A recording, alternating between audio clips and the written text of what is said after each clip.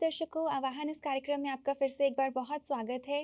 दर्शकों, कहा जाता है कि बुराई को अपनाना बहुत आसान है, क्योंकि बुराई एक ढलान की तरह है, जिसके ऊपर से चलना बहुत ईज़ी है, क्योंकि नीचे ही उतरना होता है और अच्छाई को अपनाना एक चढ़ाई की तरह है, जिसमें हमें सहारे की भी ज़रूरत पड़ सकती है। तो दोस्तों, कैसे हम अच्छाई को अपनाए रखें, कैसे बुराई को हम छोड़ दें, आज की इस कड़ी में हम यही जानने की कोशिश करेंगे। आइए हमारा मार्गदर्शन करने के लिए हमारे बीच हैं ब्रह्मा कुमारी अनीता दीदी जी। तो आइए उनका स्वागत करते हैं। दीदी आपका बहुत-बहुत स्वागत है। ओम ओम शांति। शांति। तो दीदी पहला सवाल लेते हैं। ये हैं रूपा जी, इन्होंने हमें दिल्ली से मेल भेजा है। ये कहती हैं कि एक टीचर हैं और 11th-12th क्लासेस को ये साइंस पढ़ाती हैं। तो इनका कहना है कि रिसेंटली एक इंसिडेंस इनके स्कूल में हुआ कि किसी टीचर के काफ़ी सारे पैसे चोरी हो गए, उनके स्टाफ रूम में से। तो पूरा सर्च किया गया तो सीसीटीवी कैमराज़ को पूरा देखा गया तो ये पाया गया कि 11th क्लास का एक लड़का जो बहुत ब्रिलियंट स्टूडेंट है, उनके ऑल-राउंडर है उनके स्कूल का, वो चोरी कर रहा था, माना उसने वो पैसे निकाले। तो it was like a shock for them. तो उन्होंने उस बच्चे को बुलाया और उसकी काउंसलिंग की, पूछा उससे कि क्यों ऐसे किया? तो उस बच्चे ने पूरा बताया कि उसके फादर शॉपकीपर हैं, पर उसको पैसे नहीं देते। पहले तो वो माना नहीं काफ़ी देर तक, पर समहाउ वो उसने बोला। तो उसने कहा कि क्योंकि हमारे यहाँ पार्टीज़ होती रहती हैं, कोई ना कोई हम आउटिंग्स करते हैं फ्रेंड्स मिलके, तो हर कोई कंट्रीब्यूट करता है, पर मैं नहीं कर पाता क्योंकि मेरे पास पैसे नहीं होते। तो उस वजह से मैंने चोरी की, कि मुझे हुँ, बहुत गिल्ट फ़ील होता है, बहुत लो फ़ील होता है। तो हुँ, इन टीचर का सवाल है कि हुँ, इस केस में हमने उसको समझा दिया और वो मान भी गया हुँ, कि मैं चोरी नहीं करूँगा। तो हुँ, क्या ये सही तरीका है? क्या हुँ, वो चोरी करना छोड़ देगा या उसको पनिश करना चाहिए था? या उसके फ़ादर को बुला के कंप्लेंट करनी चाहिए थी? क्या हुँ। सही तरीका है इस ऐज के बच्चे को सुधारने का? पनिशमेंट और कंप्लेंट से मैं समझती हूँ कुछ नहीं होता है। इसके बजाय विश्वास चाहिए। अगर वो टीचर्स उस बच्चे को अपना विश्वास फ़ील कराएँ, अपना प्यार फ़ील कराएँ और उनका प्यार और विश्वास उसके चारों तरफ एक शील्ड का काम करेगा, जो उसको फिर से वो गलती करने नहीं देगा। समटाइम्स हम पनिशमेंट तो दे देते हैं, समझो पेरेंट्स को बता दिया, तो पेरेंट्स के सामने उसको अशेम्ड फ़ील होना पड़ेगा, या फिर पूरे स्कूल में बता दिया, तो स्कूल में वो बेइज़्ज़ती फ़ील करेगा, या फिर और स्टाफ के अंदर बता दिया, तो उससे उसके अंदर एक ज़िद पैदा हो जाएगी और एक नेगेटिव इमोशन जो पैदा होगी, वो दूसरी नेगेटिव इमोशन को फिर से पैदा कर देगी, फिर से हाथ कहीं निराशावश चोरी की तरफ चला जाएगा। हुँ, जो उसको एक आनंद प्राप्त होता है अपने दोस्तों के बीच जाने में, खाने-पीने में, वो आनंद उसको एप्रिसिएशन से भी मिल सकता है, उसको विश्वास से भी मिल सकता है। उसके ऊपर स्कूल की कुछ रिस्पॉन्सिबिलिटीज़ डाल देनी चाहिए। हुँ, उसको मॉनिटर बना दिया, किसी एक्टिविटी का लीडर बना दिया, कोई स्पेशल एप्रिसिएशन सर्टिफ़िकेट दे दिया। तो हमने देखा है कि कुछ एहसान होते हैं जो वो एक मनुष्य को अच्छा करने के लिए बांध देते हैं हुँ, और बुरा करने के लिए उसके पैरों में जंजीरें डाल देते हैं। हमारा अनुभव ये कहता है, पनिशमेंट या दंड विधान वास्तव में सुधार का कोई तरीका नहीं है। जेलें भरी हुई हैं अपराधियों से, कोर्ट केस से कोर्ट्स भरे हुए हैं। दंड विधान दुनिया ने बहुत अपना करके देख लिया, हज़ारों सालों से। जेलें बढ़ गई, पनिशमेंट्स बढ़ गई, अपराध नहीं घटे। पर दीदी एक्सट्रीम केसेस में भी नहीं। एक्सट्रीम की बात अलग है, उसको भी देखना पड़ेगा, क्योंकि अनुभव ये कहता है कि सज़ा से ज़्यादा सुधार घर ज़्यादा काम करते हैं। हुँ, उसमें फर्स्ट ऑप्शन पनिशमेंट नहीं होना चाहिए, लास्ट ऑप्शन होना चाहिए। हम पहले ही डर जाते हैं, अगर अभी इसको मज़ा नहीं चखाया ये फिर करेगा, हुँ। फिर का चांस तो देकर देखें। कम पर से कम 3 चांस ज़रूर देने चाहिए। दीदी जैसे हाँ, इसकी हैबिट बन चुकी है, अगर चोरी कब से करता आ रहा हो। अगर बन चुकी हो तो। हुँ, अभी तक तो ये वाले केस में तो उसने पहली बार चोरी किया है, तो इसलिए कम से कम 3 चांस तो देने चाहिए उसको। क्योंकि दीदी अगर उसने कहा है पहली बार, क्योंकि अगर जो चोरी करता है उसका झूठ का भी संस्कार कहीं न कहीं बनता है, तो उस हुँ। पे कहाँ तक विश्वास किया जाए? जब तक हमें ये मालूम ही नहीं है कि उसने पहली बार किया या कितनी बार किया है, तब तक मेरे विश्वास में जीत है। हुँ, विश्वास के साथ-साथ गुड विशेस भी दें, मेंटल एनर्जी भी दें और साथ ही साथ उसको गाइडेंस भी दें, अच्छा संग भी दें, अपना साथ भी दें और उसके अंदर जो एक अभाव घर कर गया है, जिसके कारण से उसको चोरी की इंस्टिंक्ट पैदा होती है, एक अभाव है अंदर, कहीं एक वैक्यूम है, उसको ज़रूर स्टडी करें कि वो हुँ, किस चीज़ का वैक्यूम है। समटाइम्स अभाव एक होता है, प्रकट दूसरी तरफ होता है। हुँ, हो सकता है घर में खाने-पीने की कुछ कमी ना हो, लेकिन दोस्ती की कमी है। हाँ तो जी। वो दोस्त नहीं लूज़ करना चाहता तो पैसा दे दो। हुँ, तो टीचर उसके दोस्त बने, पेरेंट्स उसके दोस्त बने। वो वाला अभाव का खाना चेक करें। अगर उसको स्वादों का आकर्षण है, तो कुछ स्वादिष्ट चीज़ें घर में प्रोवाइड की जाएँ। कुछ स्वादिष्ट चीज़ें स्कूल में प्रोवाइड की जाएँ।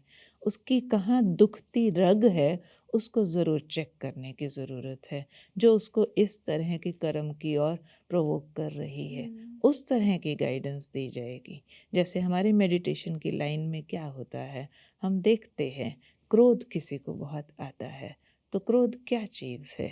शांति का अभाव है, संतुष्टि और धीरज और टॉलरेंस का अभाव है। कुल मिलाकर के अंदर एक कंपोनेंट कम हो गया है। इंटरनल पीस एंड हैप्पीनेस जो फिर डिससेटिस्फैक्शन और इंटॉलरेंट होने के लिए उसको प्रोवोक करती है, तो वो इनर पीस के ऊपर और हैप्पीनेस के ऊपर मेडिटेशन काम करने लगता है। तो हमने देखा है उसका रिजल्ट निकलता है, लोगों के घरों से रिपोर्ट आने लगती है हुँ, कि ये जब से मेडिटेशन में आ रहे हैं जी, गुस्सा करना कम हो गया है। तो हम अंदर में सोचते हैं हमने तो समझाया ही नहीं था कि गुस्सा नहीं करना। हुँ। तो ये क्या हुआ? क्योंकि शांति कैसे बढ़ानी है वो सिखा दिया था। बहुत सुंदर दीदी, पर इसके केस में अगर वो किसी के इन्फ्लुएंस में है, मान लो पीयर प्रेशर तो है ही है, पर वो इन्फ्लुएंस में है, जैसे टेलीविज़न, मीडिया, वो जी हुँ, वहाँ से ये चीज़ें सीखा है और हुँ, उसको मज़ा आता है ये करके, तब हुँ। उसे कैसे पकड़ा जाए?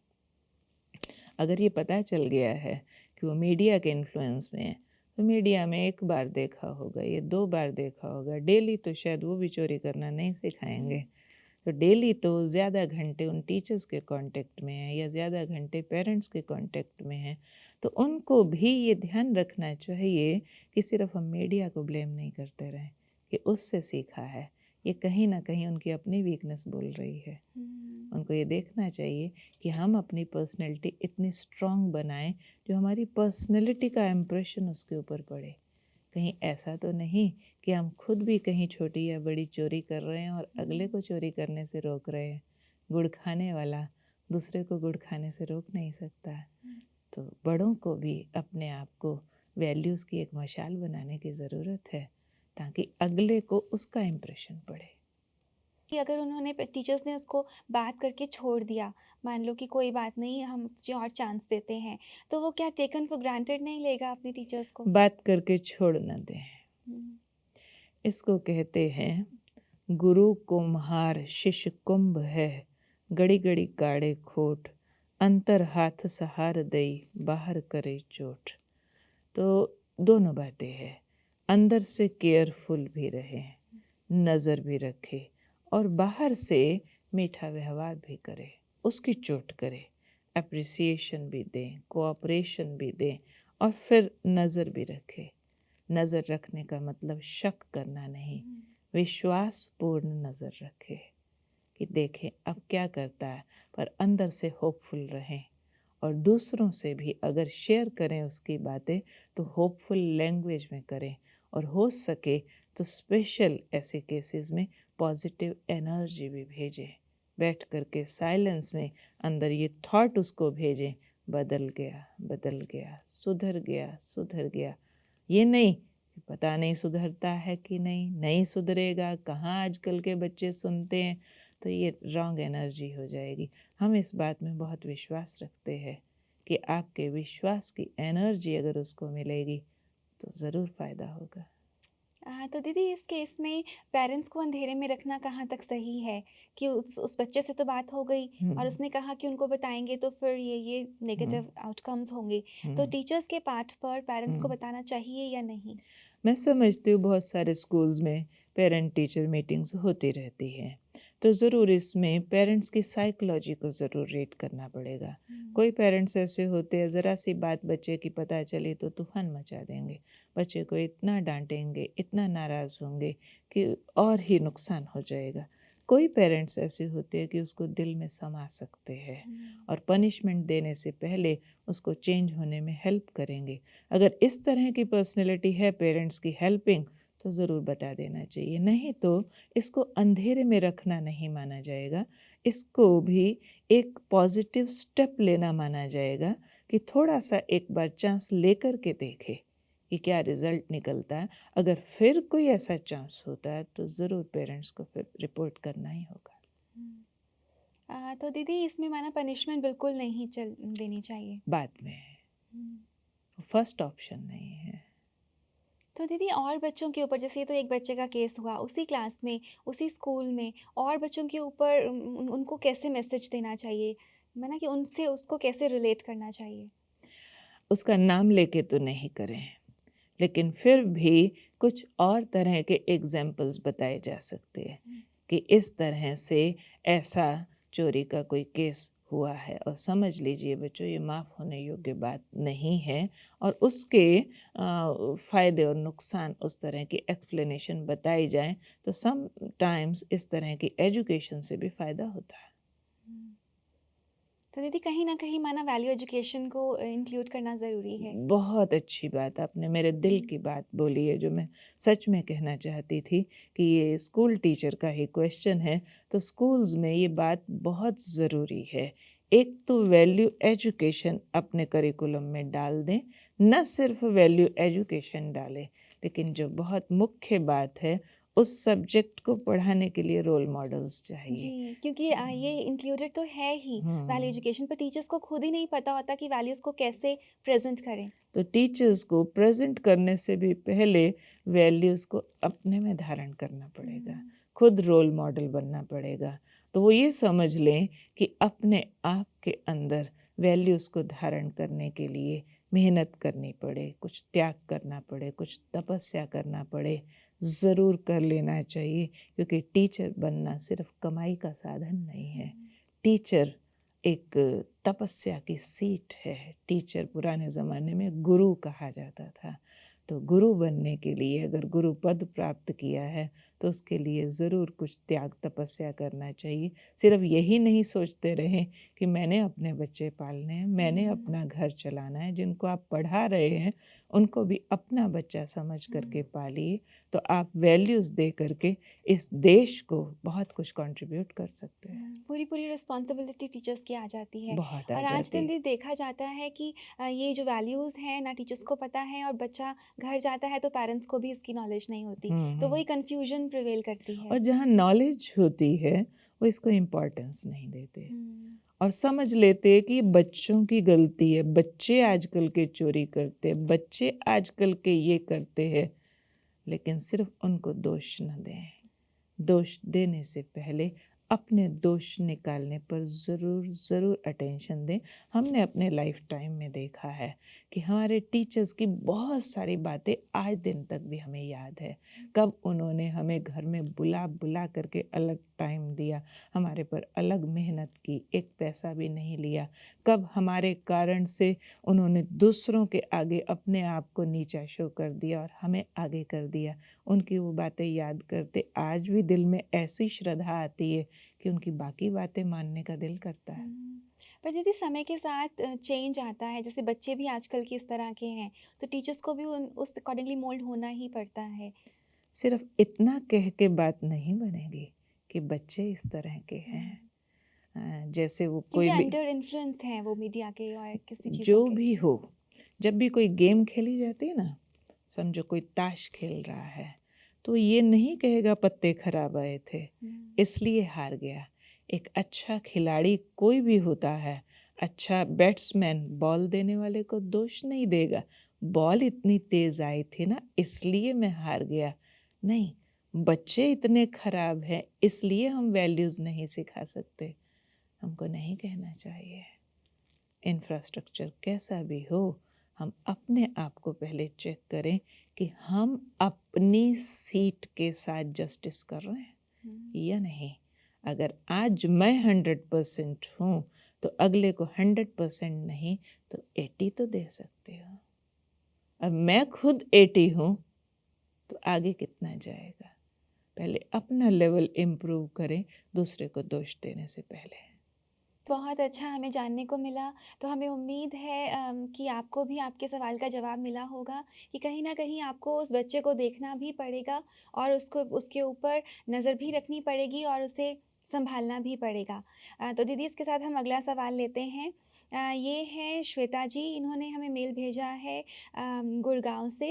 ये लिखती हैं कि इनकी उम्र करीब 45 वर्ष है।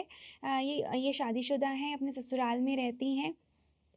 ये कहती हैं कि इस उम्र में आने के बाद भी ये अपने पेरेंट्स के ऊपर अभी तक बहुत डिपेंडेंट हैं। माना कि शुरू से लेकर डिपेंडेंट रही हैं, हर डिसीजन उनसे लेती रही हैं, तो अभी भी ये हर डिसीजन उनसे ही लेना चाहती हैं। अच्छा, तो इस वजह से इनकी अपनी फैमिली लाइफ में कॉन्फ्लिक्ट्स हो जाते हैं। तो ज़रूरी ये बात है, वो कैसे तो अपने आप होंगे। को हुँ, मोल्ड करें क्योंकि इनका संस्कार पक्का हो चुका है? अच्छा। ऐसे में ज़रूर इनको अपने ऊपर काम करना पड़ेगा कि अब ये खुद भी तो पेरेंट्स की सीट पे आ गई होंगी ना। हुँ, अब इनको अपने बच्चों के आगे अपने आप को देखना पड़ेगा एक बड़ी तस्वीर में। छोटी तस्वीर को बड़ी तस्वीर बनाना पड़ता है और जब बड़ी तस्वीर बन जाती है तो उसको बड़ा काम करने की ज़रूरत पड़ती है। तो बार-बार ये थॉट करने के बजाय कि मैं बेटी हूँ, ज़रूरी बात है अगर बार-बार पेरेंट्स से पूछती हैं तो इनके अंदर वो कॉन्शसनेस पक्की हो गई है कि मैं बेटी हूँ। अब बेटी कॉन्शसनेस से ये मदर कॉन्शसनेस में आ जाए कि हुँ, मैं खुद माँ हूँ और मुझे औरों को आगे बहुत कुछ देना है। तो ये जब पेरेंट्स से कुछ पूछने के लिए अंदर प्रवोक होती है क्योंकि संस्कार पक्का हो गया जैसे आपने कहा है, तो ये अपने पुराने एक्सपीरियंसेस को रिकॉल करें। चाहे सेम सिचुएशन नहीं होगी, सिचुएशन तो रंग बदल के आती है, फिर भी एक्सट्रीम लाइन मिल चुकी होती है कि ऐसी बात में टोटलिटी में क्या करना चाहिए। तो कुछ एक रिस्क लें, पुराने एक्सपीरियंसेस को याद करते हुए उसको नई शेप देते हुए सोचें कि मैंने 1 महीना किसी भी बात के लिए कैसे करूं, अपने मम्मी डैडी से नहीं पूछना है और जो मर्ज़ी हो जाए। सोच लें ज़्यादा से ज़्यादा क्या होगा? जो डिसीज़न मैं कुछ लूँगी गलत हो जाएगा। ज़्यादा से ज़्यादा क्या होगा? गलत ही तो हो जाएगा ना। हो जाने दो। मनुष्य गलतियाँ कर के ही सीखता है। एक बच्चे को बड़ा होके खड़ा होने तक, चलने तक कई बार गिरना पड़ता है। अगर वो गिरने को माइंड करे तो सारी उम्र चलना नहीं सीख पाएगा। तो इनको भी, श्वेता जी को मैं यही कहती हूँ कि अगर कहीं गलती हो जाए तो गलतियों से डरे नहीं। Human being means mistake. Decision गलत न हो जाए इस चक्कर में एक बहुत बड़ी गलती कर रही हैं। हुँ, अपने इन-लॉज़ के यहाँ कॉन्फ्लिक्ट पैदा कर रही हैं हुँ, क्योंकि जिस दूसरी फैमिली में गई हैं, ज़रूरी बात है उनका way of thinking, way of doing एक डिफरेंट सेटअप वाला होता है, जिसमें आप पुराने वाली चीज़ को नहीं चला सकते हैं, हुँ, जिस घर में आप पैदा हुई हैं। तो नए वाले के लिए नए डिसीज़न चाहिए। उसके लिए 2 काम किया जा सकता है। एक तो जो पहली बात बताई कि 1 महीने के लिए अपने आप को बिल्कुल रिस्ट्रिक्ट कर दें कि कुछ नहीं पूछना है। दूसरा, रिप्लेस करें हुँ, इन-लॉज़ से। उनको अपनी मम्मी, अपना डैडी बाय हार्ट मानते हुए शब्द बदल दें। हाँ? इन-लॉज़ नहीं, पेरेंट्स। हुँ। ससुर नहीं, पिताजी। सासू माँ नहीं, मम्मी। मेरी मम्मी, मेरे डैडी फाइनली यही हैं। अब उनसे पूछें। हुँ, गलत भी लगे तो भी मान लें, क्योंकि इनके क्वेश्चन से लग रहा है कि ये अपने इन लॉज में अपनी सेटअप ठीक करना चाहते हैं और अपने कन्फ्लिक्ट्स को ठीक करना चाहते हैं। तो समझ लें ठीक करने के लिए कुछ करना पड़ेगा और उसको करने के लिए तैयार रहें। तो कहीं न कहीं नुकसान भी उठाना पड़ सकता है। ज़रूरी बात है, उठा ही रही हैं जो कन्फ्लिक्ट आ रहा है ना। वो तो दीदी उनके पेरेंट्स की वजह से आ रहा है। दीदी यहाँ एक बात हम पूछना चाहते हैं कि हमने पिछली कड़ी में बात की थी कि पेरेंट्स अगर राय देते हैं, तो वो गलत नहीं है। है ना? ये तो एक लकी है कि पेरेंट्स हैं बताने के लिए। तो इस केस में गलत क्यों है? ये तो हम बच्चों के लिए कह रहे थे। हुँ, जब मैरिज हो गई, वो भी एक फीमेल, इंडियन कल्चर है, तो मैरिज के बाद तो उसको और पेरेंट्स मिले हैं ना। हुँ, मानना ही है तो उनका मानो, और मैरिज के बाद आप खुद पेरेंट बन गए हैं, तो अब आपको अपने बच्चों के लिए काम करना है। तो उस टाइम पर जब एक नए सेटअप के अंदर आप चले गए हैं, तो आपको एक ब्रॉड पर्सपेक्टिव की ज़रूरत है। आपको खुली नज़रों से ये देखना पड़ेगा कि आपको केवल अब वो करना है जिससे आपकी नई फैमिली में कन्फ्लिक्ट पैदा ना हो जाए। अब आप बच्चे नहीं हो, वो बात बच्चों के लिए लागू होती है, लेकिन जब मैच्योर हो जाते हैं तब सिर्फ वहीं पूछना बहुत ज़रूरी हो जाता है जहाँ वैल्यूज़ की बात आ जाती है। हुँ, जहाँ आपको लगता है आप कहीं अपने इन लॉज के साथ गलत कर रही हैं, तो आपको कैसे ठीक करना है। जहाँ हुँ, अपने सुधार की बात हो वहाँ पूछ लीजिए, और अपने सुधरने के लिए राय मिले तो पूछ लीजिए, नहीं तो अगले घर को इम्पोर्टेंस देना लाजमी है। हुँ। तो दीदी यहाँ पेरेंट्स को भी कहीं न कहीं समझने की ज़रूरत है। बहुत ठीक। हुँ, पेरेंट्स के भी ये फ़र्ज़ बनता है उनका भी कि वो अभी अपनी बेटी को उस तरह से गाइड करें जो अगले घर में उसकी सेटिंग ठीक हो। नहीं तो विज़िबली लग रहा है वो बेटी का भला चाहते हैं, लेकिन प्रैक्टिकली उसका बुरा कर रहे हैं। क्योंकि वो विश्वास कहीं न कहीं बैठ ही नहीं पा रहा। उनको विथड्रॉ करना चाहिए। बहुत सारे डिसीज़न देने के बजाय ये कहना चाहिए कि आप वहाँ के हिसाब से करो। हुँ। श्वेता जी हैं, तो एक तरह से इतने वर्षों से वो पूछती आ रही हैं अपने पेरेंट्स से, तो एक तरह का कम्फ़र्ट ज़ोन में वो रहती हैं, है ना? बहुत ईज़ी है उनसे पूछना और बहुत ईज़ी है विश्वास करना। तो उस कम्फ़र्ट ज़ोन से वो बाहर कैसे निकलें? और एक नए रिश्तों में, है ना, चाहे पुराने हैं मगर उस बातचीत के लेवल पर तो नए ही हैं, उनके ऊपर विश्वास बिठाना, वो भी उस उम्र में। पहले चाहिए एक स्ट्रॉन्ग विल, हुँ, जो थोड़ी-सी तो इनके अंदर है, जो पूछ रहे हैं, उधर कॉन्फ्लिक्ट हो रहा है और मेरी गलती है, मैं पूछती रहती हूँ। अब इस बात को अपनी इच्छा बना दें कि मुझे नहीं पूछना मीन्स नहीं पूछना। इस इच्छा को भड़काने की ज़रूरत है कि मुझे अपनी नई फैमिली को ठीक करना ही है, और ये इच्छा जितनी स्ट्रॉन्ग होती जाएगी, उतना ऑटोमेटिकली वो कंफर्ट ज़ोन जो पहले क्रिएट किया था, उसको ब्रेक करके एक नया कंफर्ट एक्सपीरियंस कराएगा। हुँ, क्योंकि वो जिसको कंफर्ट ज़ोन मान रही हैं, वो तो अब कंफर्ट ही नहीं दे रहा ना। हुँ। वो तो एक वहम हो गया है कि ये कंफर्टेबल है, जबकि वो वाला कंफर्ट उसके बाकी सारे कंफर्ट्स को तो ख़राब कर रहा और उसके है। साथ-साथ दूसरों के भी। दूसरों के भी कंफर्ट को हुँ, ख़राब कर रहा है, कहीं बच्चे भी बिगड़ रहे होंगे, हुँ, कहीं हस्बैंड से भी अनबन हो रही होगी। तो जहाँ अनबन पैदा हो रही है, वो वाली सजेशंस लेने से तो अच्छा है ना ही ली जाए ना। हुँ, तो उनको खुद इस बात पर ज़रूर रीथिंक करना चाहिए हुँ। और बार-बार करना चाहिए, ताकि ये जो बार-बार सोचेंगी तो एक हैमर का काम करेगा। जो एक कंफर्ट ज़ोन उन्होंने बना लिया है उसको ब्रेक कर सकेगी एक स्ट्रॉन्ग विल से। और कहीं न कहीं वो दूसरों के लिए कम्फ़र्ट ज़ोन क्रिएट कर सकते हैं, बिल्कुल। जहाँ वो रह रहे हैं। ये भी एक सोच ले कि मैं हुँ, जिस घर में गई हूँ, उस घर के सुखों का मुझे कारण बनना। हुँ। वो अभी तक डिसिज़न्स लेती हैं, तो कहीं न कहीं मैच्योरिटी लेवल उनमें नहीं है। तो वो मैच्योरिटी लेवल वो अपने अंदर कैसे डेवलप करें? कि बिहेवियरली या पर्सनली कैसे वो डेवलप करें? थोड़ी-सी मैच्योरिटी तो है जो क्वेश्चन पूछा है, हुँ, जो फ़ील कर रही हैं। तो बाकी मैच्योरिटी कुछ धक्के खा के भी आ जाती है, हुँ, दुःख उठा के भी आ जाती है, और वो वाला एक्सपीरियंस जो कॉन्फ्लिक्ट्स पैदा हो रहे हैं, उस एक्सपीरियंस के बारे में भी सोचें कि ये जो कॉन्फ्लिक्ट आ रहा है इसके पीछे क्या, उसके पीछे क्या, उसके पीछे क्या, उसके पीछे मैं कारण हूँ। तो मुझे उस कारण का निवारण करना है। ये सोचना ही मैच्योरिटी होती है कि जहाँ भी प्रॉब्लम आ रही है मैं सॉल्यूशन निकालूं। I am responsible for that. जहाँ ये सोच लेते हैं I am responsible for my child, for my in laws, for my husband, तो ये रिस्पॉन्सिबिलिटी उसके अंदर मैच्योरिटी पैदा कर देगी। और थोड़ा रिस्क उठाने के लिए तैयार हो जाए तो भी मैच्योरिटी आ जाएगी। अगले घर को अपना घर समझ लें तो भी मैच्योरिटी आ जाएगी। दूसरों को सुख देने की अंदर इच्छा पैदा करें तो भी मैच्योरिटी आ जाएगी।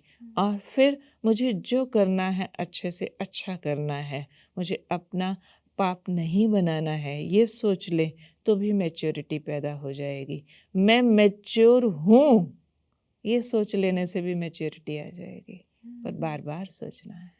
तो दीदी एक सवाल और आता है, क्योंकि इनका मैच्योरिटी लेवल कम है और ये इतनी मतलब पूछ रही हैं कि ये चेंज करना चाहती हैं, तो कहीं न कहीं इनको पता है कि ये गलत है ना? She is hurting others. तो दीदी इस केस में जैसे अगर वो किसी का भला करने भी जाती होंगी, तो बुरा हो जाता होगा बिकॉज़ ऑफ इमैच्योरिटी। उस सिचुएशन को ये कैसे हैंडल करें, ये और इनके जो भी इनके कॉन्टैक्ट में हैं? जो भी सामने आया चांस, भला करने गई, बुरा हो गया, उसको रीइवैल्यूएट करें कि किस कारण से हुआ।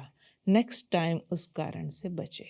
सिर्फ यही नहीं कहती रहें कि मैंने तो भला किया था, बुरा हो गया, मेरे तो कोई मानता नहीं, चलती नहीं, वगैरह नहीं। कोसने के बजाय उस सिचुएशन को रीइवैल्यूएट किया जाता है कि मुझे अपने आप को कहाँ करेक्ट करना है। समझो कि किसी की प्रेज़ की तो भी उसको लग गया कि चापलूसी कर रहे हैं, तो नेक्स्ट टाइम प्रेज़ कंट्रोल से करें। ये नहीं कि नहीं करें, लेकिन उसमें कुछ चेंज लाएं। ये नहीं कि मैं क्यों बदलूं, वो क्यों नहीं बदलते, मैं तो ठीक किया था, आपको गरम गरम खाना दिया था, आपको फिर भी लगा कि मेरी जीभ जल गई। नहीं, थोड़ा सा टेम्परेचर कम कर दे। भाई मैं ठीक ज़रूर थी, लेकिन उस ठीक में भी दिस वे और दैट वे भी तो होता है ना। मार्जिन है। तो रिजिड ना बने। ऐसे नहीं किया तो वैसे कर दिया, कान ऐसे नहीं पकड़ा तो ऐसे पकड़ दिया, कान ही तो पकड़ना था ना, मेरी कौन सी मिट्टी उतर गई ऊपर से। तो इस तरह के एडजस्टमेंट के लिए, घर की खुशी बनाए रखने के लिए छोटे छोटे मार्जिनल चेंजेस में माइंड नहीं करना चाहिए। उसको ये भी कहे कि अपने दिमाग में नहीं लगा ले हम भला करते हैं बुरा हो जाता है। समटाइम्स वो बुरा नहीं होता है, दूसरे की तरफ से मिली हुई करेक्शंस या अदर ऑप्शंस होती है। तो हम इमैच्योरिटी के कारण उसको समझ लेते हैं कि ये बुरा हो गया, क्योंकि उन्होंने हमने तो किया था कि प्रेज़ मिलेगी, उधर से करेक्शन मिल गई। उतने को तो बुरा नहीं कहा जाता। बुरा तो फिर बहुत बड़ी बड़ी बातें होती है कि हम तो जा रहे थे दिल्ली, एक्सीडेंट हो गया, तो वैसी बात कहे तो बुरा माना जाए, लेकिन छोटी छोटी करेक्शंस को बुरा नहीं मान लेना चाहिए। तो कहीं न कहीं हमें सीखने के लिए तैयार रहना चाहिए कि ऑलवेज। जो भी सामने आ रहा है हमें कुछ ना कुछ सिखा रहा है। तो दीदी आपने अपना अमूल्य समय हमें फिर से दिया, आपका बहुत धन्यवाद। ओम ओम शांति। शांति। तो दर्शकों, आप यूँ ही हमारा कार्यक्रम आह्वान देखते रहिए, अपने सवाल हमें भेजते रहिए, हमें इंतज़ार रहता है और अगला कार्यक्रम ज़रूर देखिए, क्योंकि हम और नई बातों के साथ और नए सॉल्यूशंस के साथ आपके सामने आएँगे। आपका बहुत-बहुत धन्यवाद।